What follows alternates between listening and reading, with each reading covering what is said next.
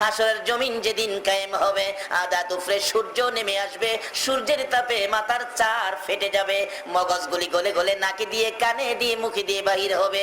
ওই দিন আমার গুনাহগার উম্মতেরা গুনার বোঝা লইয়া বিপদে পড়ে নবী কই বলে ডাকবে।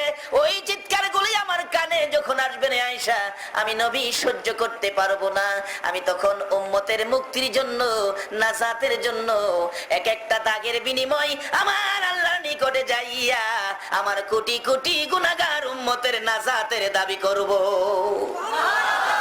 আমার আল্লাহ বলেন, বন্ধু গো, তোমাকে এত ভালোবাসি, 63 বছর জিন্দেগির মধ্যে তোমার সুন্দর চেহারায় একটা মশা মাছি বসতে দেই নাই, একটা পোকা মাকড় কামড় দিতে দেই নাই।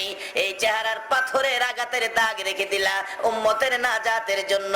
যাও বন্ধু, কথা দিলাম তোমার